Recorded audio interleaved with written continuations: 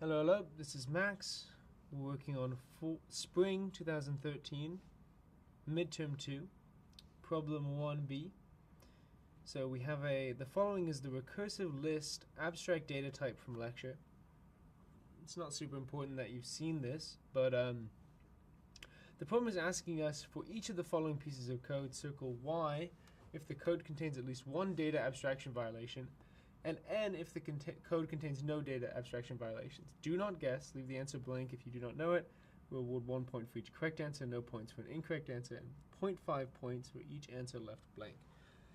Well, that's pretty sweet, so I can get just 2.5 points by leaving this totally blank. That's great. Okay, but let's try and actually get the answers. So remind yourself what data abstraction violations are. So data abstractions, we're going to say that where we can, we're going to be as explicit as possible in the fact that we're dealing with an R list specifically, and we're going to try and avoid details of the implementation of this R list. So we can see really that this R list has some first and some R list rest. So rest we're going to say is some R list, and we see that it's implemented as a tuple, but we're going to do our best to ignore the fact that it's implemented as a tuple.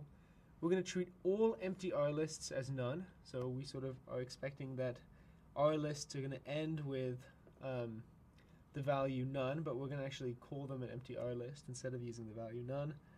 Whenever we want to actually index into an R list, we want to use first and rest instead of the 0 and 1 notation.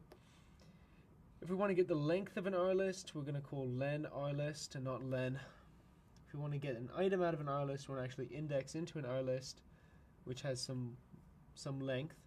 What we're going to do is we're going to get item R list instead of, however else we might do that. Okay, so let's take a look.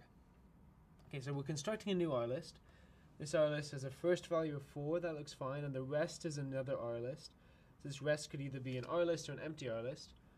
Now we have a new R list, it's got a first, and then this looks like it means to say empty R list, but this none here is an abstraction barrier violation, right? Because this is supposed to be the end of an R list, and we need it to either be an R list or an empty R list. And so none is not a valid R list, and so we're going to say this contains an abstraction barrier violation. Okay, so now we have an R list here. It has a first and a rest, but this rest is a tuple instead of an R list, right? So this rest needs to be either an R list or an empty R list. And since it's a tuple, we're going to say that this is also an abstraction barrier violation. Even though R lists are implemented as tuples, we need this to either be an R list or the empty R list. So okay, this is not a good R list. Here, let's go through this. We have an R list whose first item is an R list. This is okay, as long as this is a well-constructed R list. Our R list here has a first and an empty. So this is an R list that only has one element, but it's well-constructed because it ends with an empty. And then we expect the rest of R list to have another R list. This R list has a first, which is 2. That's valid, and is empty afterwards, which is also valid. So we're going to say this is a valid R list construction, and we're going to say this has no abstraction barrier violations. Okay.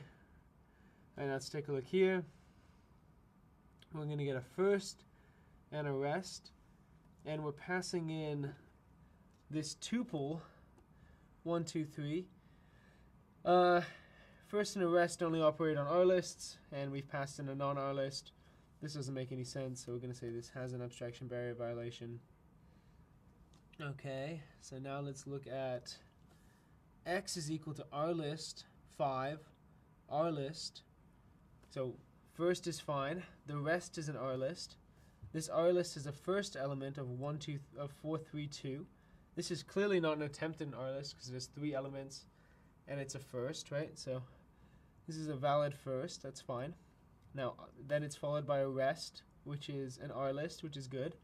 And this R list in here, this rest, has a first element that's 1 and has an empty R list as its rest, which is a valid R list. So we say that this whole construction is valid. And now let's see what's up. So now we're saying first of rest of x. Okay, so rest of x is equal to this R list. Oops. And say rest of x is equal to this R list here. And so if we're getting the first element out of this R list, that's the tuple 432. It's totally fine to index into tuples however you'd like. So this contains no abstraction barrier violations. Okay. R list, it can have anything really in its first, and then it's followed by an empty R list or an R list, and so this says no abstraction barrier violations as well. So our final answers are yes, yes, no, no. Okay. If you have any questions, feel free to... Is that it? Oh, no, we're not done yet. Okay, sorry.